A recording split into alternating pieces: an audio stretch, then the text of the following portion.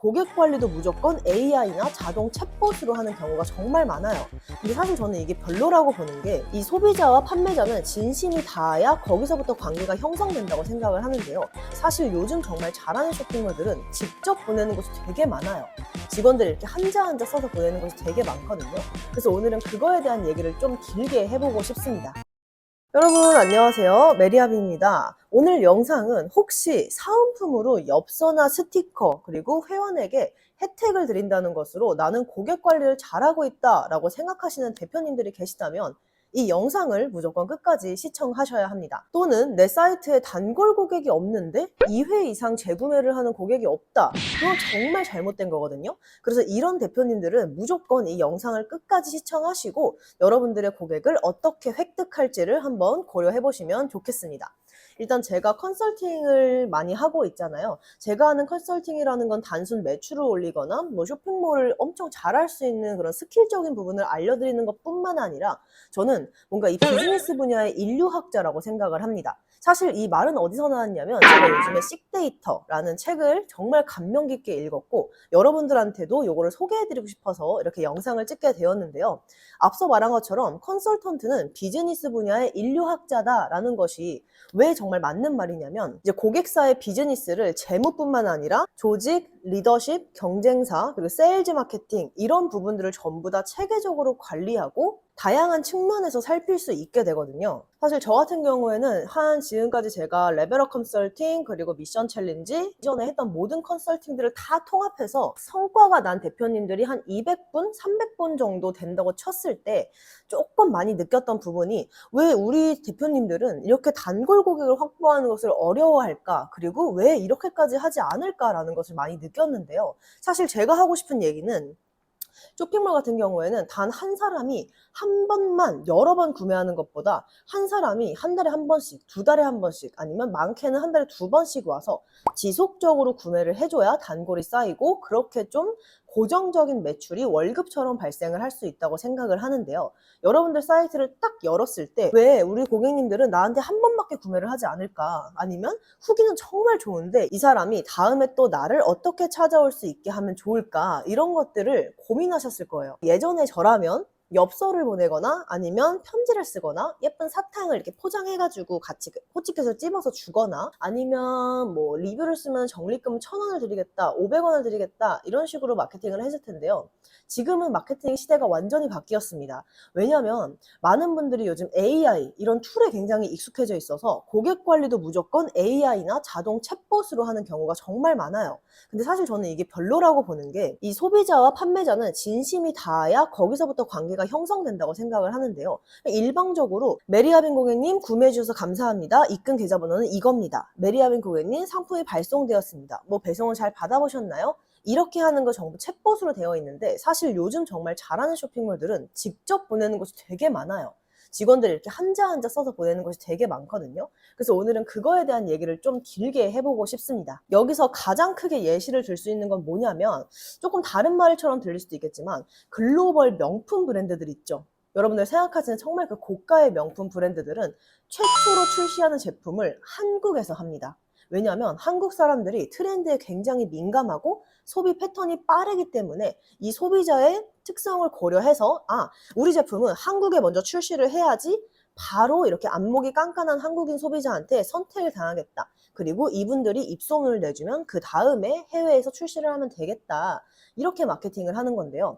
여기서 포인트는 한국이 아니라 이런 고가의 명품 브랜드들도 어디에 먼저 출시를 할지를 소비자 동향 기반으로 정한다는 겁니다. 소비자랑 소비 패턴을 통해서 정하는 건데요. 그들이 이제 우리 소비자가 여러분들은 모르실 거예요. 나의 고객님이 어느 지역에 자주 가서 노는지, 어떤 사람들과 어울리는지, 그리고 어떤 밈을 사용하는지, 어떤 SNS에 가장 많이 밀집되어 있는지 이런 것들을 아신다면 충분히 단골 고객을 확보하실 수가 있습니다. 근데 제가 지금까지 말하는 것 중에서 나는 모르겠는데 싶으면은 우리의 단골 고객님을 찾아가서 어떤 식으로 삶을 살고 있는지를 보셔야 돼요. 예를 들어서 그들이 어떤 이야기를 나누는지, 어떤 SNS에 가장 많이 있는지, 어떤 밈을 사용하는지, 그리고 어느 지역에 자주 가는지 이 네 가지만 알아도 이 소비자의 그 패턴이 보입니다. 바로. 그래서 씩데이터에서는 이거를 어떻게 정리를 했냐면 소비자는 소비자로만 존재하지 않는다. 소비자이기 이전에 국가, 지역, 직장, 가족, 그리고 취향, 공동체 등에서 수많은 공동체의 일원이다.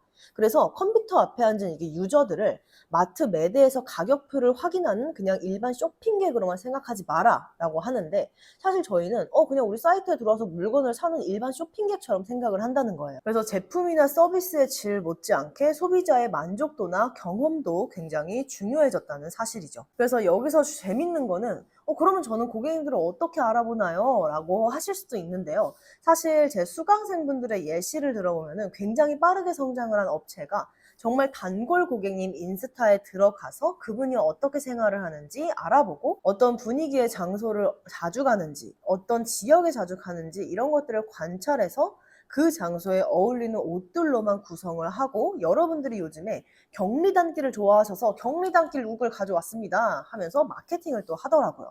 근데 실제로 매출이 정말 빠르게 발생을 했습니다. 근데 이걸 우린 뭐라고 하느냐? 사실 참여 관찰이라고 해요. 현지 조사인데요. 여기 제가 이제 오프라인으로 예를 들어서 두 가지 사례를 말씀드려 볼게요. 첫 번째는 강아지 사료 업체입니다. 강아지 사료 업체가 우리 제품 슈퍼마켓에 많이 파니까 슈퍼마켓에 가서 어떤 제품이 가장 많이 팔리는지 보자 하고 갔더니 20대, 30대, 그러니까 젊은 층들은 강아지 사료를 많이 구매를 하고요. 노인분들이나 어린아이들은 장난감이나 간식을 많이 구매를 했다고 합니다. 그래서 이 반려견 사료 제조 업체는 노인분들이나 어린아이분들 같은 경우에는 잠깐 놀아주거나 이런 용도로 간식과 장난감을 사는 걸 파악을 했고요. 그리고 조금 책임감이 있을, 직접 강아지를 키우고 있는 이 젊은 층들은 정말 책임감 있게 그냥 귀찮은 의무의 이 사료를 구매를 하는 것을 봤습니다. 그래서 이런 젊은 층들이 손이 자주 가는 상단 위치로 반려견 사료를 매대에다가 진열을 했고요. 그리고 간식이나 장난감 같은 경우에는 어린아이나 노인의 손이 잘 닿는 곳에다가 진열을 하니까 두 개가 복합적으로 정말 빠르게 많이 팔렸다고 합니다. 그럼 두 번째 사례는 백화점인데요.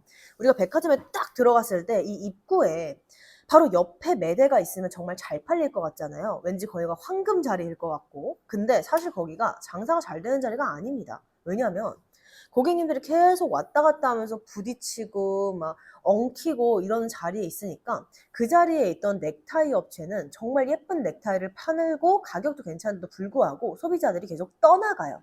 이게 좀 보려고 하니까 사람들이 와가지고 막 치고 가.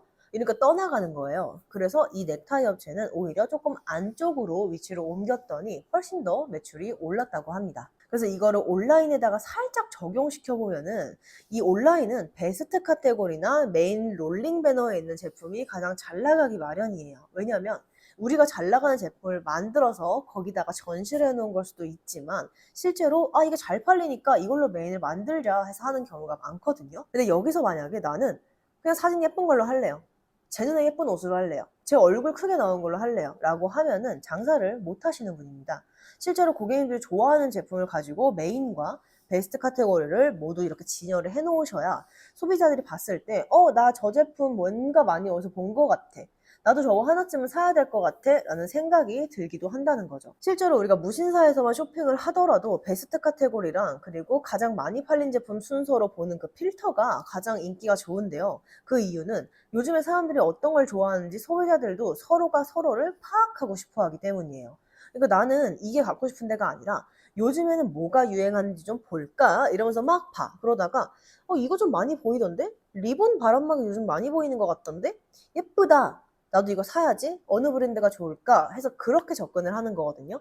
그래서 무조건 잘 팔리는 게 상단에 메인 롤링 배너에 무조건 위치를 해야 된다. 이것만 명심해 주시고요. 그래서 여기서 핵심은 소비자랑 거래를 하느냐 또는 관계를 맺느냐의 차이죠. 소비자랑 거래를 한다는 것은 그냥 단순히 리뷰를 작성하면은 포인트를 주겠다, 팔로우를 하면은 선물을 주겠다, 댓글만 달아주면은 기프티콘을 주겠다. 이거는 거래죠. 너가 댓글을 달아줘. 내가 선물을 해줄게. 너한테 옷을 팔았으니까 네가 리뷰를 써줘. 그럼 내가 쿠폰을 줄게. 이렇게 하는 건 거래고요. 이 관계성을 쌓아야 돼요. 쿠폰을 뿌릴 때도 손편지와 함께 고객님이 구매하신 상품과 같이 들어가거나 아니면은 맛있는 간식을 준비하더라도 여러분들 여름에는 초콜릿은 녹으니까 저희가 좀 과자 쪽으로 준비를 해봤다 하면서 친절하게 고객님들을 응대해 주시면 아마 이제부터 다가올 4차 산업혁명, 5차 산업혁명, 이 AI 대 AI의 시대에서 여러분들은 챗봇을 활용하지 않고 고객님들과 1대1 또는 1대 다수로 관계를 형성하시게 될 거예요. 그러면은 이 고객님들이 다른 데 같은 경우에는 안녕하세요 고객님 어디 어디입니다. 방문해 주셔서 감사합니다. 라고 보내지만 우리 같은 경우에는 땡땡 고객님, 메리아빈 고객님 어서 오세요. 오늘도 활기찬 하루 되세요. 이러면서 좀 즐거운 문구를 내비치면 고객님들이 봤을 때도 여기 조금 다른 데랑 다르다 라는 생각이 들 겁니다. 제가 앞서 말했던 모든 것들이 해당이 되지 않으시거나 아니면 살짝 찔렸다. 약간 나도 고객 관리를 해야겠다 싶으시면은 단골의 인스타를 먼저 찾아가서 참여 관찰을 해보시는 걸 추천드리고요. 제가 여기서 살짝 마지막으로 썰 하나 풀어드리면 제가 2013년도에 쇼핑몰을 시작했는데 저는 고등학교 2학년이었고요.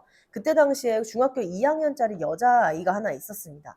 이 친구가 저희 사이트에서 옷을 사면서 이제 저를 알게 됐고 저한테 직접 메시지를 보내서 제가 친해져가지고 결국 이 친구가 졸업할 때까지 저랑 굉장히 좋은 관계를 유지를 했고요. 이 친구가 2017년도에 성인이 될 때쯤에 제가 너 우리 쇼핑몰 모델 한번 해볼래? 해가지고 모델을 시켰어요. 그리고 점점 인플루언서가 되길래 협찬도 넣어주고 그래서 이 친구 주변의 인플루언서들은 어떻게 입는지 어떤 장소에 많이 가는지 어떤 단어를 많이 쓰는지 이런 것들을 제가 계속 체킹을 했습니다. 그러다 보니까 점점 저희 사이트는 요즘 애들 눈에, 요즘 애들 핏에 맞는 옷을 파는 사이트가 되었고요. 그래서 결국 이 친구랑은 지금도 술 마시면서 친하게 지내는 사이입니다. 지금 제가 29살인데, 28살인데 그 친구가 지금 24살 정도 됐겠네요. 실제 저희 고객이었던 분이 아직도 저랑 언니 동생 하면서 야, 너 뭐하냐? 이러면서 지내고 있다는 겁니다. 그리고 제가 무엇을 할 때마다 이 친구에서 응원을 해주고 홍보를 해주고 있습니다.